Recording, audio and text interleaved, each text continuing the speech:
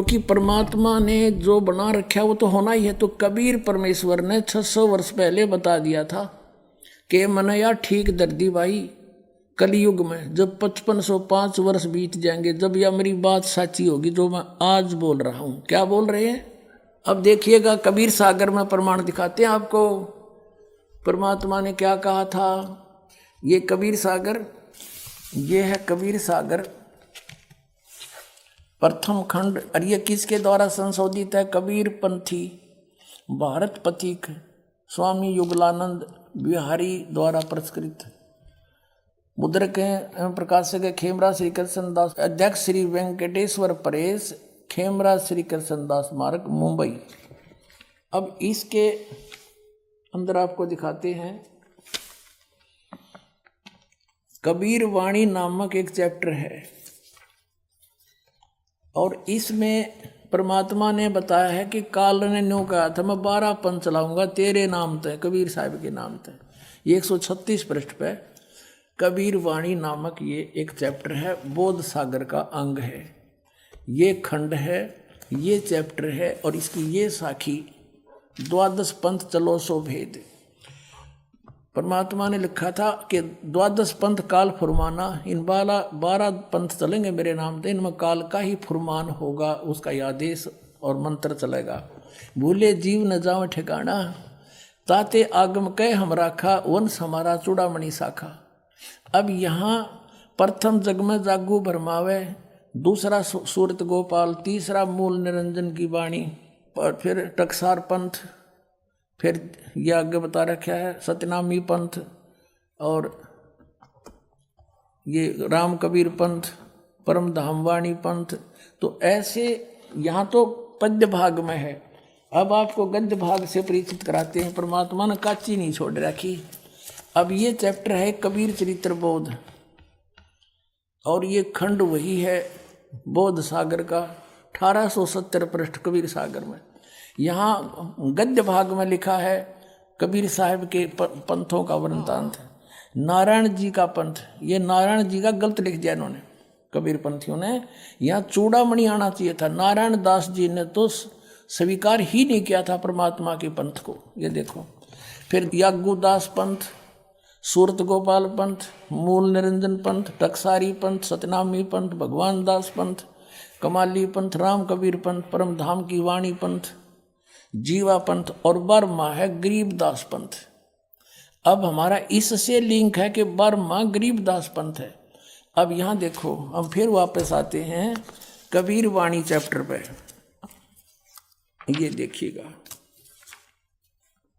ये कबीर वाणी चैप्टर पर हम आगे 136 पृष्ठ पे वहीं। अब यहाँ से आसानी तो समझ में आएगा, द्वादश पंथ काल फुरमाना, इस 12 पंथों में काल का ही मंत्र चलेगा, काल के ही जाप होंगे, काल के दूत आदेश चलेंगे। भूले जीव न जाओ ठिकाना, ताते आगम कह हम राखा, वंश हमारा चूड़ामणि शाखा। ये प्रथम है ये चूड़ामणि का, इन्होंने अपना फेर बदल कर दिया क्योंकि चूड़ामणि को अलग रखना चाहते थे। अब ये दूसरा है जागू का, आपने यहाँ देखा, ये दूसरा है जागू पंथ। ये कबीर चरित्र बोध में, ये आपने देखा यहाँ पर 1870 पृष्ठ पे। ये दूसरा है यागुदास को, जागुदास को, सूरत गोपाल, मूल निरंजन, भगवान दास, टकसारी पंथ, सतनामी पंथ, परम धाम की वाणी, राम कबीर पंथ, ये गरीबदास पंथ, जीवा पंथ। अब ये वही है, यहाँ पद्य भाग में है।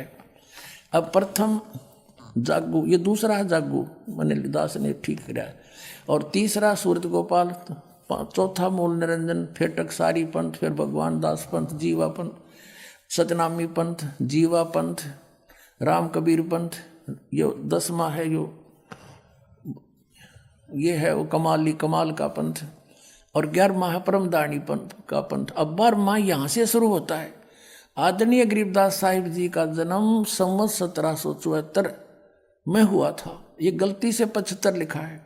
संवत 1775 होई, ता दिन प्रेम प्रगटे जग सोई।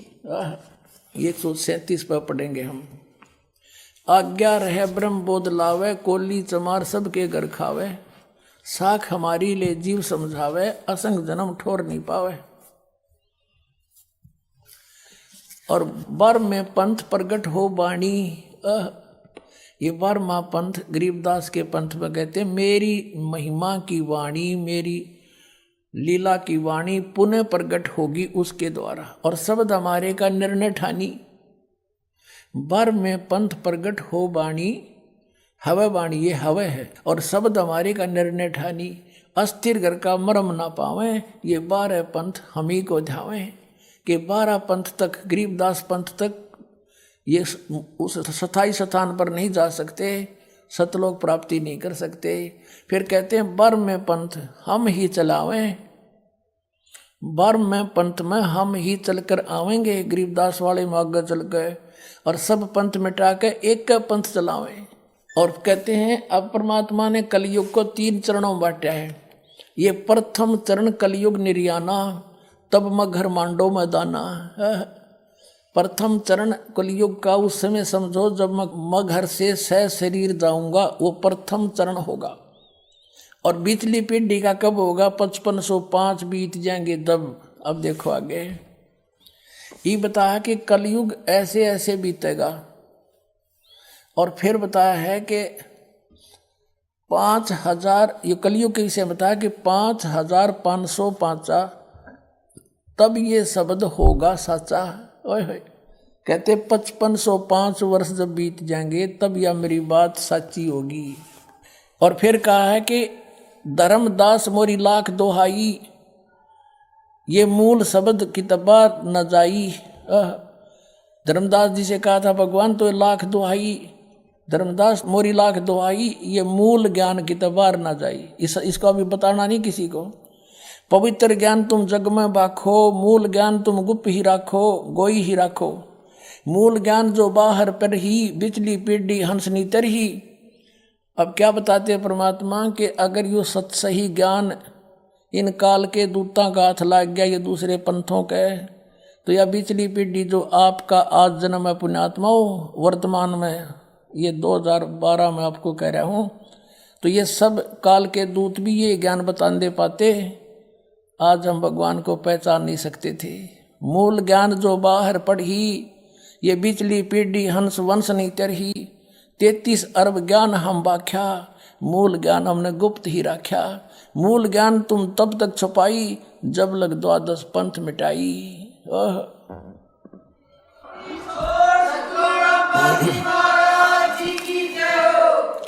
अब ये कंसेप्ट क्लियर और करते हैं कि ये 5505 वर्ष कब कलयुग बीता, कब हुआ। पुण्यात्माओं, हिंदू धर्म के अंदर गीता प्रेस गोरखपुर से छपी पुस्तक और शंकराचार्यों के मुख से निकले वचन ऑथेंटिक माने जाते हैं। अभी दिखाता हूँ आपको इन शंकराचार्यों के ही द्वारा कलयुग की कैलकुलेशन। एक पुस्तक है हिमालय तीर्थ, इसमें लिखा है कि एक शिव रहस्य नामक कोई पुस्तक है, उसकी एक श्लोक का हवाला दे रखा है कि शंकराचार्य का जन्म 3000 कलयुग जब बीत जाएगा, 3000 वर्ष तब होगा। देखिएगा, ये है हिमालय तीर्थ। और ये कहाँ से छपी है ये दिखाते हैं।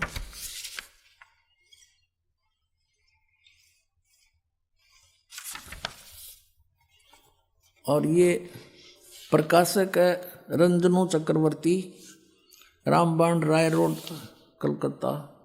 ये मुद्र के गिरी प्रिंट सर्विसेज कलकत्ता। ये ऐसे इसके 42 पृष्ठ पे आते हैं। ये है हिमालय तीर्थ पुस्तक है और ये पृष्ठ 42। और यहाँ शंकराचार्य के जन्म के विषय में जानकारी है। ये कोई शिव रहस्य नामक एक पुस्तक है और उसका ये श्लोक है। इसमें लिखा है कि इसका अनुवाद है ये कि कलयुग के 3000 वर्ष व्यतीत होने पर बौद्ध मीमांसकों के मत पर बौद्ध धर्म फैल गया था। उसका नाश करने के लिए कहते हैं, उस पर विजय प्राप्ति के लिए शंकर यति के रूप में आविर्भूत होंगे। 3000 कलयुग के 3000 वर्ष व्यतीत होने पर के बाद शंकराचार्य का जन्म होगा। ठीक है, अब दिखाते हैं। अब इसमें ये क्लियर हो गया पुण्यात्माओं हिमालय तीर्थ ने ये क्लियर कर दिया कि शंकराचार्य का जन्म 3000 वर्ष जब कलयुग बीत गया तब हुआ। ठीक है, अब फिर ये इसमें क्लियर करते हैं कि ईसा मसीह से 508 वर्ष पहले हुआ। तो जब ईसा मसीह का जन्म हुआ उस समय कलयुग 3508 वर्ष बीत गया था। अंडरस्टूड हो गया?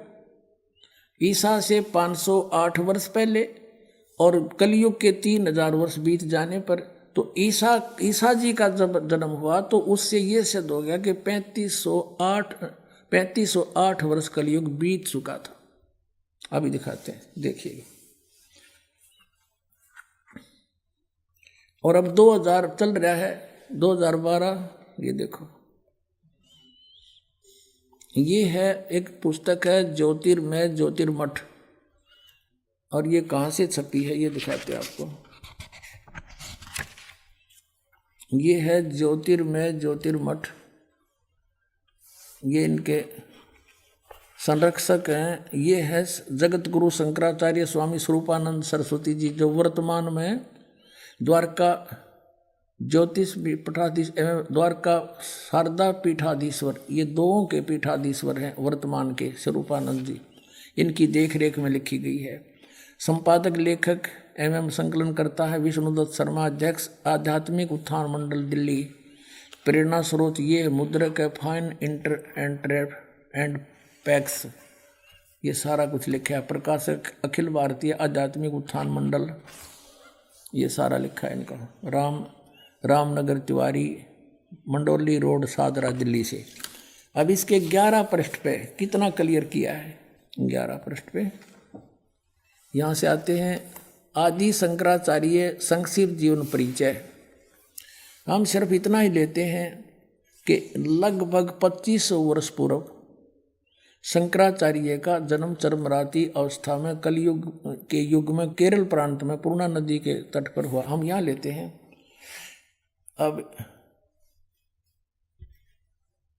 अब यहाँ क्या बताते हैं कि शंकराचार्य का जन्म भगवान शंकर के आशीर्वाद से हुआ, अतः उनका नाम शंकर रखा गया। गुरु परंपरागत मठों के अनुसार उनका आविर्भाव काल, जन्म का समय ईसा पूर्व 508 बताया जाता है। ईसा से 508 वर्ष पहले शंकराचार्य का जन्म हुआ और 32 साल की उम्र में वो मर गया। तो घटा करें उसके बाद फिर 476 ईसा पूर्व इसकी मृत्यु होली थी। ये इसलिए 2 अंकित है। 508 वर्ष पहले ईसा से हुआ। अब हमने यहाँ से इतना ही लेना था। अब पुण्यात्माओं, हम आज 2012 में हैं, तो कलयुग भी ईसा जी के जन्म को हो गए 2012 वर्ष। इसमें 508 और जोड़ दो तो 2520 वर्ष आज से पहले शंकराचार्य का जन्म हुआ। और उधर से कब हुआ? जब 3000 वर्ष कलयुग के बीत गए थे। तो आज कलयुग 5520 वर्ष बीत चुका है 2012 में। अब हम 5505 निकालेंगे, हम 2000 पर पहुंच जाते हैं। सन 2000 में ईसा जी के जन्म को 2000 वर्ष हो गए, शंकराचार्य के जन्म को 2508 वर्ष हो गए। और कलयुग कितना बीत गया? 3000 और जोड़ दो उसमें। 3000 कलयुग बीतने के बाद इस शंकराचार्य का जन्म हुआ और उधर से ईसा से 508 वर्ष हुआ, तो 3508 वर्ष कलयुग बीत गया था जब ईसा का जन्म हुआ। नो समझ में आ गया। तो 2000 सन में 5508 वर्ष कलयुग बीत गया। अब हम पीछे चले 5505 निकालने के लिए। 1997 में 5505 कलयुग बीता। 1999 में 5507 हो गया और 1998 में 6 हो गया। 1997 में 5505 वर्ष कलयुग बीत गया। और उस समय इस दास को 1997 में 10 बजे इस शुक्ल फागुन की उत्तरते की एकम के दिन 1997 में दास को परमात्मा पुनः मिले थे। उसमें आदेश दे दिया था कि अब समय आ गया है इस सतनाम की को उजागर कर देने का, बेटा कर दे। और मुझसे कहा था कभी किसी को जिक्र ना करना कि मेरे मिलन का समय आने पर बताना। लेकिन दास ने लिख दिया था एक पुस्तक में, अभी दिखाते हैं आपको, बहुत पहले। ये पुस्तक है आध्यात्मिक ज्ञान गंगा। ये सन 2009 से चल रही है और 2005 में दास ने एक पुस्तक लिखी थी भक्ति और भगवान, उसमें भी लिख दिया था। अब देखना, ये आध्यात्मिक ज्ञान गंगा, ये यहाँ अपने इस दास के द्वारा इसका सब सदग्रंथों के आधार से, इसके आधार से ये बनाई है। अब इसके पृष्ठ नंबर 538 पे ये है आध्यात्मिक ज्ञान गंगा और यथार्थ कबीर पंथ परिचय नामक विषय है। 538 पर यहाँ देखा, मुझ दास रामपाल दास को परमेश्वर कबीर साहिब जी संवत 2054 फाल्गुन मास शुक्ल पक्ष एकम मार्च 1997 को दिन के 10 बजे मिले थे। सार शब्द की वास्तविकता तथा संगत को दान करने का सही समय संकेत देकर अंतर्ध्यान हो गए थे और इसको अगले आदेश तक रहस्य युक्त रखने का आदेश दिया था। किसको? कि मैं मिला हूं।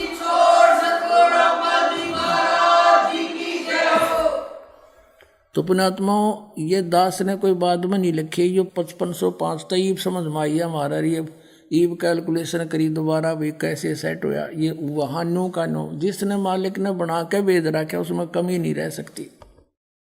ये दास उसी परमेश्वर का